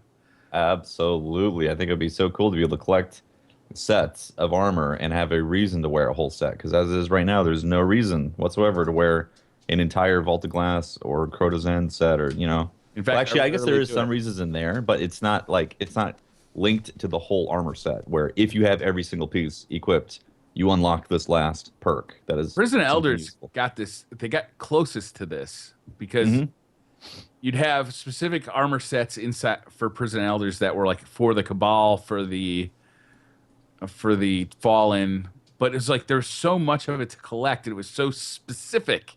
It didn't You had to matter fill your in the inventory. It did at the not beginning. matter. It did did not at the matter, beginning. I mean, See, it's like Diablo. It's like Diablo, where it's like you have these green sets of legendaries where you have two pieces equipped, you unlock a special stat. 3 pieces, another stat. All the pieces equipped, you unlock a special ability that's really awesome. and then you got to make it be a very decision. difficult. I want to break up that with an exotic piece. Exactly. It makes a decision for you. I think that'd be Yeah. super cool. I think it would be very difficult to balance in PvP, but it would be so cool if they could add it. Yeah. As someone who played a particular game that had armor sets that would give Hour you bonuses, 16, baby. Let's go. Yeah. He already made a reference. There What? were no. I actually didn't this podcast. Yeah, he didn't, man. There were some sets Burned. like specific PvP sets where it gave you a very small bonus, but it would give you bonuses directed towards PvP. But then there were PvE sets that did these stupid, ungodly, powerful things. Like, this is if you wear this full set of armor, you now have a 10% chance to be able to make your next spell free and a cast instant. Yeah, that didn't break PvP at all. I'm not salty. I hate just Matthew Perry at Matt in Boots. Think there'll be new Foundry weapons like a Suro sniper in the next DLC? there fucking better be. Great. Yeah, I No think there will concept. be though. I honestly think that that's why there's some things that seem like they're missing. Is they're just saving them for the next one. Yeah. Yep. Yeah. I want more. I'll take all. X Motions at J Hassan 27. Question for at Pope Bear: what was the PD versus CR score? I forgot. The PlanetDestiny versus Crucible, Radio score. I forgot. We ended up going 3-2. Oh, that was a win, was it? Pope, did you Interesting. make another account and submit a Twitter question just to get that in there? Why would I ever do something like that? It looked like it was a dark day. We were down 2, and I could feel the sun starting to set in the distance, and you could hear the coyotes howling, and before you knew it, Something we didn't talk about at the beginning of the podcast was the kind of pep talk that we got oh my gosh, after the third game, having Triple, KJ Hovey, and wasn't that Luminosity awesome? like come in and kind of give us tips, what we were doing wrong, what we were doing right, ways to improve Well, our they were game. laying into me too. They're like, Pope, you got it all wrong. This is what you need to do. And they like the 3 of them just basically started breaking down my gameplay and going like, yeah, I heard Hovey say, yeah, good call out. They're over there. They're over there. They're over there. Oh man, Hovey, like having 3, like 4. God, if you had having those guys that are absolutely phenomenal at PvP, just watching you and then doing a breakdown of your gameplay is really, intimidating. And they had some nice things to Really say. valuable too. but they had some really constructive things to say that I feel like I turned around and implemented them very quickly, and I think all of us did, and I think they were legitimately keys to us succeeding. So I thought it was very awesome. Yeah, I gotta say, do you feel like that's fair to bring in those guys, have a What? critique of your gameplay, and then complete the tourney, or not the tourney, but complete the matchup Yes, after yes, that? completely fair. It was completely fair. It was for science. All right, yeah. I mean, This whatever you isn't say. an entertainment show. I'm Well, just asking if what you think. everybody was in If the like, chat. Everybody could benefit from it, and they were asked to comment, and I think the direction was, can you give anybody any comments on their gameplay, because it was a multi-stream. They just chose to maybe focus on me for a little bit. well, You're the that's because easiest I target. I also got disconnected. So Right. So they were really helpful, and they it's not like they're telling me the secret to the universe. They were saying very like basic practical things like talk more, Yeah, group up. group up, Yeah, give call outs, very basic stuff, but it was awesome. it was a pretty cool moment. I don't know if it ever got outside of the Twitch though. I don't know if we ever posted that chat like in a YouTube video or anything. I didn't post it, or I didn't archive it when I was archiving shit. So I don't think it did. That's too bad because it was Yeah. valuable. It was really fun, and we got them together, and I think the goal is to do something similar to that in the future. It was just tonight, there's a lot going on. Yeah. Sir, please, do you guys think that Doctrine of Passing should be nerfed slightly enough that it doesn't outshoot the last word up close? I don't think so. No. Well, what was the question? I zoned out. Should we nerf Doctrine of Passing so it doesn't outshoot Thorn or last word? No. There needs to be more guns that are viable at the different ranges. There shouldn't be just one gun that dominates the space. The Doctrine of Passing is one gun that is viable to be, used in close quarters with shotguns, fusion rifles, sidearms, last word. It's got to have a quick time to kill, and it's got to be powerful. If you use it properly, you'll win the gunfight. If you don't, you'll lose it. And I've lost lots of matches, lots of gunfights to the last word and fusion rifles and shotguns. So it's if you get effective at it, it brings in a new gameplay, a new game style, and I promote that. Also, the last word getting outshot by the Doctrine of Passing, I don't know about that. Up close, I feel like the last word is capable of a 2-shot headshot kill. Well, here's in like no time flat. Right. So my point is this: the Doctrine of Passing celebrates or rewards being able to track an enemy, right? Mm-hmm. Right. So you've got that play style. The last word rewards people that can land, shots, high value single fire shots, right? Mm-hmm. So if you don't track your opponent properly, you'll lose the gunfight. If they don't land every shot, if a last word and a doctrine meet up at the exact same moment, and I start firing and they start firing and they miss one bullet, they'll lose that gunfight to me. So, maybe. No, they will. I mean, I win those gunfights all the time, Briar. I track. I think there's a lot of RNG in there with the last word because that thing can kill into headshots, and it can pull off 3 shots in the time that it takes you to kill with Doctrine of Passing. So one of those could be a miss. All I'm saying is that I've gotten practice with the Doctrine where I fire center mass, and I finish. Let the gun drift up to the top. I finish on the head, and if done properly, I will beat out a last word, but not if they land every one of their shots. They should dominate that space. Up close, the last word should win every day of the week. But if they mess up, I got them, right? But then back them up just a little bit, and I'm going to win that gunfight against them. So the minute they have to ADS on their last word, I'm winning that. So it's a balance of guns at different places, and I think that it's appropriately powerful for what it's supposed to do. Don't touch my gun. I don't want to touch that gun. I like that gun. I like it a lot better than using the last word because it feels more reliable to me, and I don't feel like I'm basing my performance on RNG. Right. Yeah. I will say it's a little. It sucks a little bit that somebody has to go either to the lighthouse or wait for the week that Doctrine of Passion is dropping and have 3 chances to see if they can get a counterbalance version. That's true, but the Zeranea is currently, I think it's currently for sale from the gunsmith. Arminius. And that is in that same class. If it gets a good roll, that's the gun I used to use before I got If it gets a counterbalance roll, it's if it gets a good roll, solid. The thing is very good. And it's right that's there. the tip then. Make sure you buy that before Zer leaves the tower. Definitely do. And if it doesn't get a good roll tomorrow, if it doesn't get a good roll next week, just hold that. I'm gonna go log in and buy my stuff. Yeah, don't forget to log in and buy that stuff. Yep. Absolutely. Yeah. That Arminius D is definitely. I lose gunfights to that occasionally to the. You don't see many of them around because I think it's it has kind to be of a very specific role. Yeah.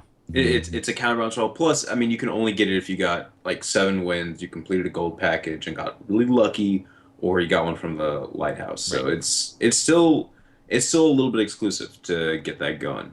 The Arminius is the possible Poeman's doctrine. Yeah.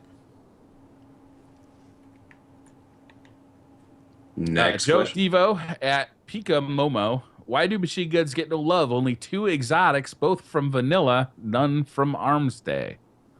Bungie's biased against machine guns. I don't know. They don't go boom. I don't know. I think we'll probably see him in Arms Day in the next round when we see the Zero Sniper. That thing. Spring update. I'm pretty sure we'll see something new. Maybe the spring updates when the fabled Thunder or Fire Lord and Void Lord finally come in. I think we're somehow though they're unexciting to me anyway. Like when I get a good one, I just like it's okay and it fires a lot of bullets and it's really strong, but it's not as fun as a rocket launcher. It doesn't make that big boom and you know it's just not that. Even the Thunder Lord or the super good advice. I mean they're cool. The Thunder Lord was my first exotic. I don't know. It's just somehow. If you want to just absolutely destroy a PvP, you get the heavy machine gun, and then you go hide in the back of the map until all the rockets are off the board, and then you come walking out with like 100 rounds, and you just sit there and it's ridiculous. You just mow people down, and then suddenly heavy ammo's up. You're like, I need that refill. Thank you very much. Thank you very much, and then you rinse and repeat. I like raid one because I could be using my sniper rifle in my primary. I pull the heavy back out and mow people down with a fresh mag, and people are like, "You still have that thing?" Yep. Yeah, I mean, if I had the zombie apocalypse, man, I'd be using that every. Pope. You know, what I do. Oh my god, what? It's so good. It's so good. It's ridiculous amount of ammo. It's literally the only good machine. You gun. are on your own for the next PlanetDestiny, like throwdown. If you guys aren't aware, at least he's gonna have a zombie apocalypse on him. So, if you guys aren't aware, Patrick is a little salty because he was streaming and invited me. I trusted you. He invited me to share with him my RNG, and he was going to be decrypting a engram. Special engram with the Cryptarch, and he said, "What do I have to do to get a last word and a 1,000-yard stare?" And I said, "Well, the only way you can get it is if you sacrifice something equally as valuable." So we went through his inventory, and he, true to his word, sacrificed his zombie apocalypse machine gun that was beautiful, and then he ended up getting a sidearm. And why would you? It was wonderful. Because I don't know, he's a friend and I trusted him, and then he stabbed me in the back. And then I called it too. I called what you were gonna get. Like after he did it, and then you got another like shortly after that you got another package, and I said it's gonna be a shotgun, and you got a shotgun. Next big thing. And then anyway, let's move on. Mike at Mikey T85. Order your favorite Iron Banner game types. So I think he's talking about Control, Rift, and Clash. What are your favorite? In that order. What was it, Pope? Control, Rift, Clash. I agree with Pope. That's actually my order too. Tefty? I really don't mind. I mean, like for me, as long as I'm getting decent connections, it's fun to play regardless. Uh, I actually don't like playing control all the time, so I like the fact that they switch it up. I'm indifferent though. Like in fact, if it rotated, this would be the dream. If it rotated every time, it was like you just played a game of Clash, and the next match is Rift, and the next match is maybe Clash again, then Control, then Rift, and like that would be awesome. I would love that, but I don't really like have one that's oh my god, this is so much better. What if that whole top row was all Iron Banner? So like it didn't, you could play whatever you wanted, and it was always It'd be gonna count for Iron amazing. Banner. It's It's amazing. like that's what Patrick's been talking about. Mm-hmm. I'm gonna say Rift, Control, and Rift. Mm-hmm. Okay. In that order. Yep, in that order. Rift sandwich. You guys are gonna like this next one. Elongated dongus at Palmieri. Will you Medical. be selling tinfoil hats as part of the new PD merch? Patrick, we had a little conversation about this. I believe the answer is a do-it-yourself kit. Yeah, we can sell a do-it-yourself kit. A PlanetDestiny branded roll of aluminum foils specifically formulated to keep the red and yellow bars out of your game. PlanetDestiny Also, branded is pushing it. There is a post-it note that says PD on it. Right. yeah. That's a brand. It's not, well, that still requires us to have a warehouse of post-it notes, a single Sharpie, and to ship them out. So really, we just we'll get Amazon to write you a little letter when you order it. But It can be yours for 3 easy payments of $19.99. You'll also get a PDF that you can download that has very crude drawings on a napkin of how to properly make a tinfoil hat. To be determined when it's coming out. If you order if you order now before this podcast is over, you get you get one payment free. So it's only 2 payments. Wow. Wow. What a deal. Bargain. Ready to buy that right now. Yep. P Coffee at P Coffee. Blade Dance and Shoulder Charge seem to have detected issues, in my opinion. Any thoughts? Agreed. Yep. Big time. Agreed. How many times I've been on both sides where I'm slashing at somebody and no damage, and being slashed at and receiving no damage, and been like, what? How is this even That's a great possible? feeling. Just to do that. during the showdown with Guardian Radio, I ate a shoulder charge, and by ate a shoulder charge I mean I got hit by the shoulder charge, and I just kind of just moved up over the person. That happened to me too. I don't know if it happened during the showdown, but it definitely happened to me a couple of times with Iron Banner today. And then you just kind of unceremoniously go. Okay. Yeah. You just kill him.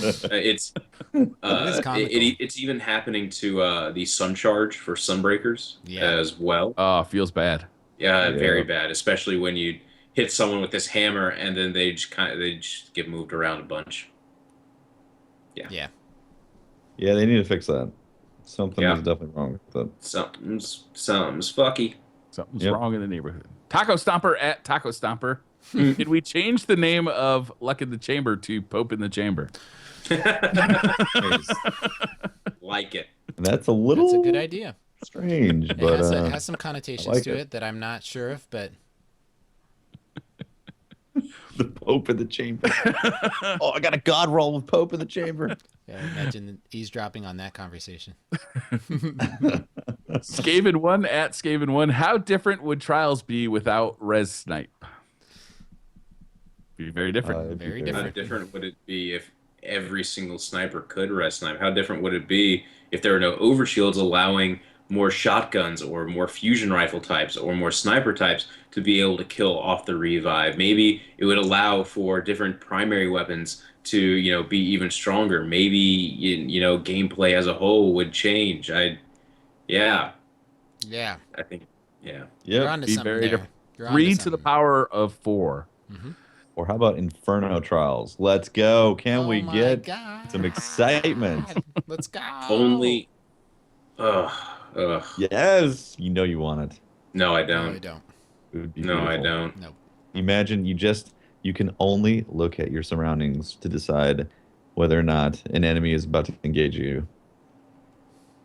Yeah, I no. love it. Next question. No. Inferno Coffee Mayhem. apparently is back. Wait. Inferno Mayhem.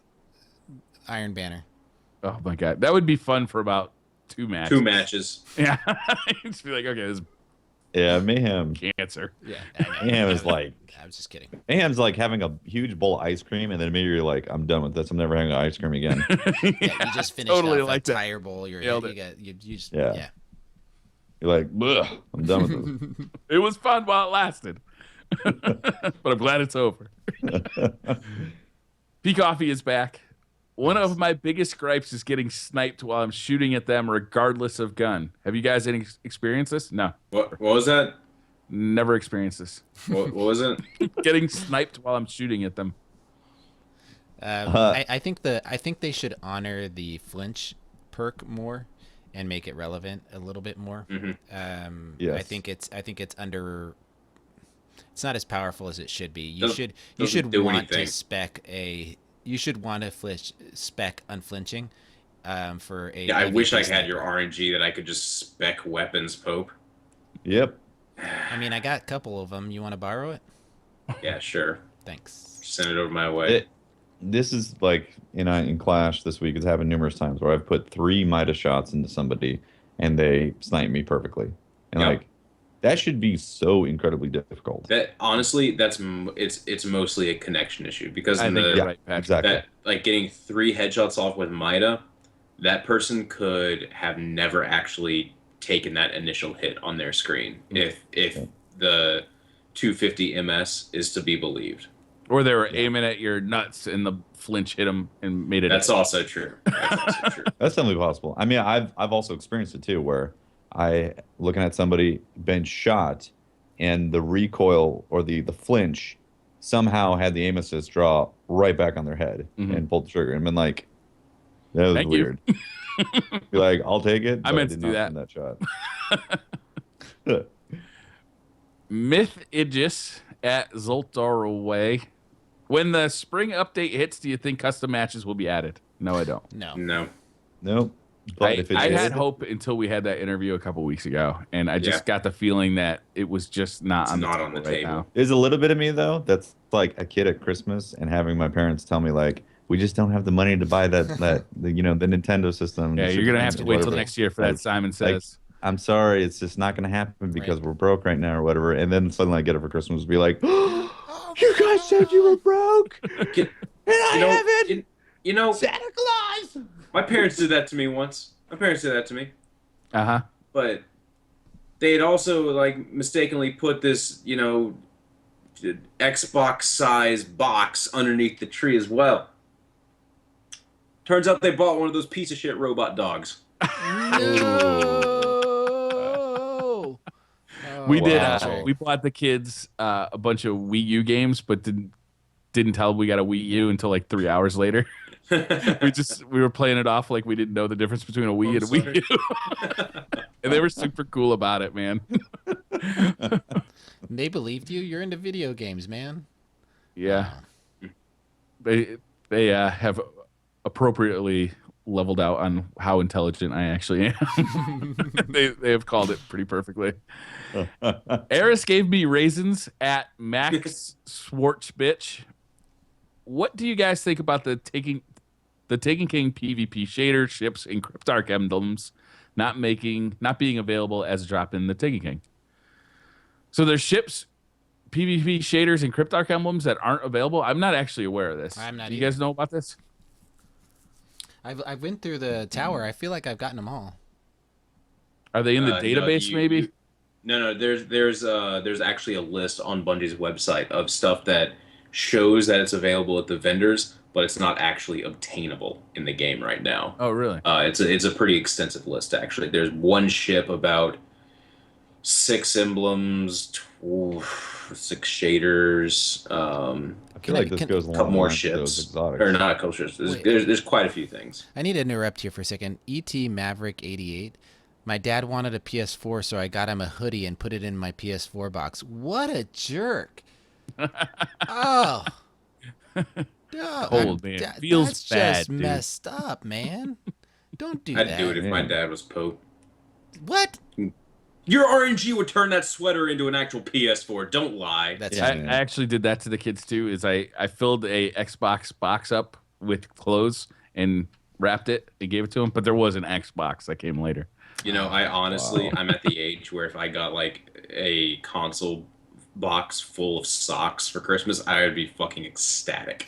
I actually filmed that one and put it on YouTube. You can check it out. My YouTube channel, like 3 years ago for Christmas. I have to check it out.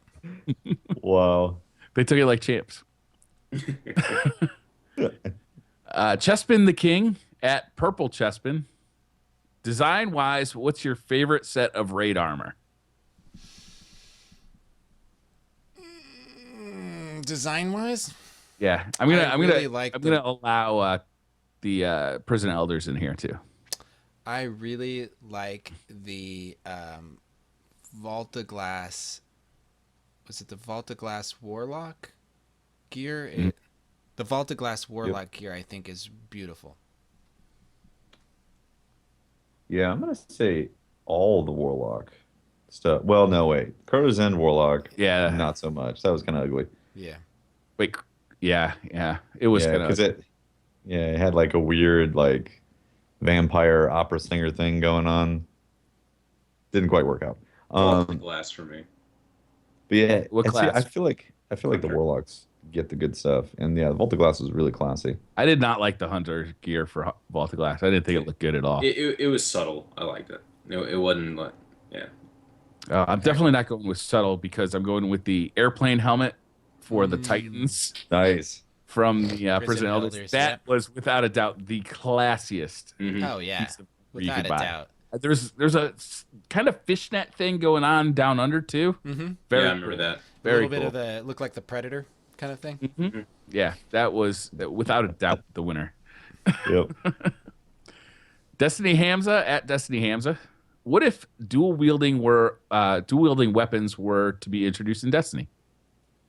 I think they honestly. I mean, I would love for stuff like that to happen, but I really just want them to get stuff balanced out now with what they got before they start introducing dual wielding.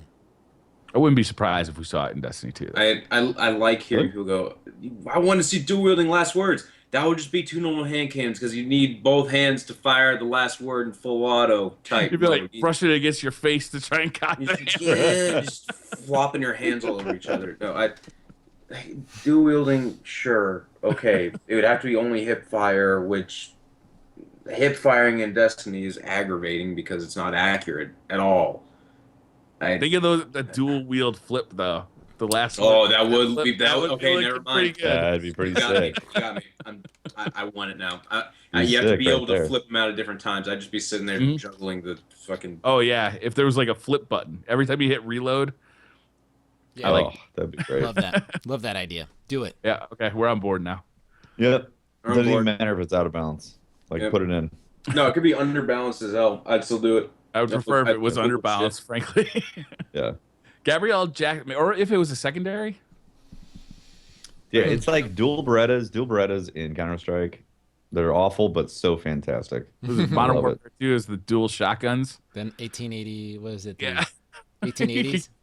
You talk about a sniper shotgun. That was the definition. You could cross map people. When they nerfed those, I heard a collective scream of anger across the world when they announced. My KD might have gone down a little bit when they nerfed those. I'm not gonna lie.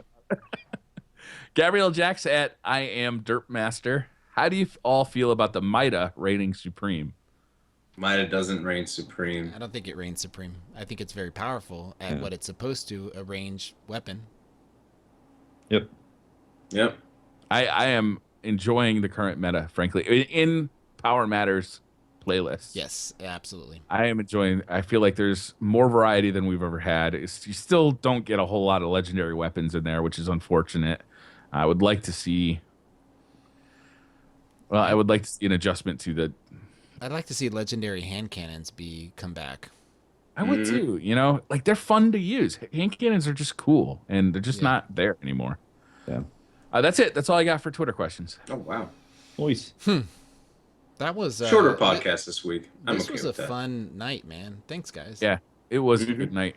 I mean, we came out victorious, right? Which Yep, was kind of feels like, good. yeah, it feels good.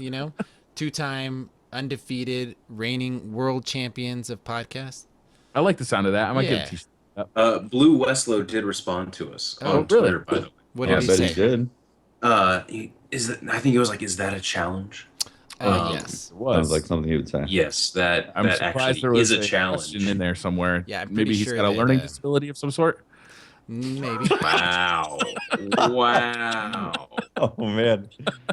Already starting with Yeah, Blue, You guys are on your butt for this. Blue's like, I'm not even. Maybe we should bring in somebody else. I'm not even afraid of like that. Let's just it's all right. I like 3-time undefeated enough to just to invite him in. Yeah, I like it too. I would really welcome that challenge. I think it'd be a lot of fun. Those guys are hilarious too. I mean, in everything they do, they're really fun to. They are fun. watch. Yep. Mm-hmm. And does this mean that Tefty has to sit out since he's biased? What? Why am I biased? I mean, you have conflicting interests here. Yeah. No, I would whoop Blue's ass any day of the week. Oh, okay. Okay. Yeah. We're good with that. I like that answer. Well, I would we'll take watch it. that. I would relish in the ability to dome Blue Westlow. Seriously. That's interesting. We're tired. I'm sorry. We are tired. Yeah, we are tired. Hell. I'm making sexual innuendos when there aren't any. Oh my god. All right, guys, that was the was that the 59th? Oh man, these nights like this, the nights when we do the challenge, we may need to that just this is fun but really long. So Yeah. That was the 59th PlanetDestiny podcast, guys. Thank you all for tuning in. This has been Patrick Casey. You can find me here at PlanetDestiny, or you can find me on my own personal Twitch channel. I just got that sub button like 2 days ago. Yeah, congratulations on that. That's huge. Thank you. Congratulations, Pat. It's been a hell of a past 48 hours. I attempted to do a 24-hour stream on there, and I bitched out at 12 hours. it's a long time. I think that was a wise It's a move. long stream. Frankly. Probably a wise move, though. Yeah, absolutely. I'm Briar Rabbit. You can find me at the Briar Rabbit on Twitter. If you want to get your questions answered on the show, I usually tweet something out in the afternoon right before the show and then pull the questions from the replies there. So I get a lot of questions. How can I submit a question to the Planet Destiny podcast? That's how you do it.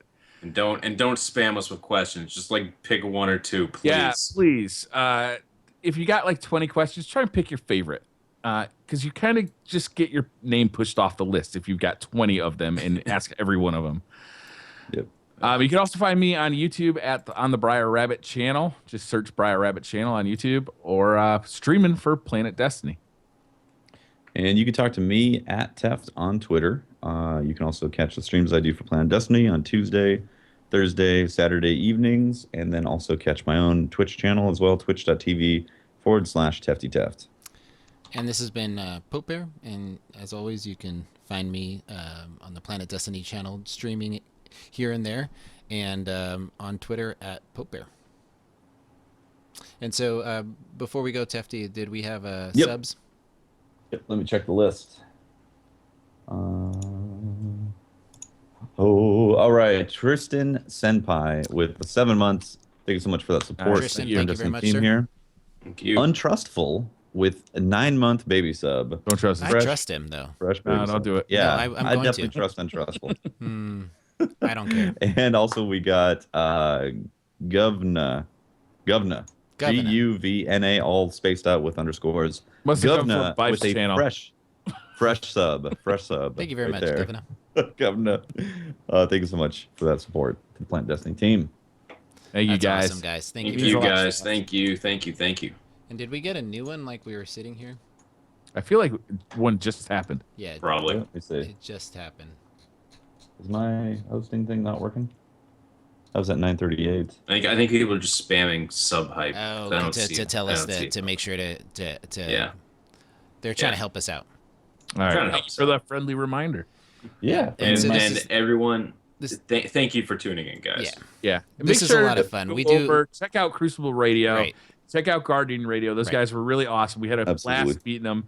They put on really well-produced shows. They're really great guys. They know their Destiny inside and out. They know if you want lore, you got to go over to PlanetDestiny. If you want PvE stuff, Crucible Radio. If you want PvE stuff, you got to go over to Guardian Radio. If you want PvP stuff, you definitely got to check out Crucible Radio. They have awesome guests over there. Definitely check them out. Yep. And this is the time in the night where we kind of awkwardly sit here as we finish the live stream, and but we're gonna want to pick somebody to raid. So who's a community person that we're gonna do a PlanetDestiny podcast raid? Let me see this here. Let me check this out. Who's I think we should start playing the mind games right now and go raid Blue Westlow. Oh, let's do this. Do it. We are going to mess with him, and when we raid him, we want you to put in the chat PlanetDestiny challenge, or no, what is it? BD challenge? No. Yeah, we're gonna beat you, or PlanetDestiny will win. Rip Dream Team challenge. Rip Dream Team. Rip Dream Team. That's it. We're gonna do. Is that too shady? No, Blue will get it. Rip Dream Team. raid. Rip Dream Team raid. Rip Dream Team raid. That's good. You guys could stop recording now, by the way. All right. Sweet.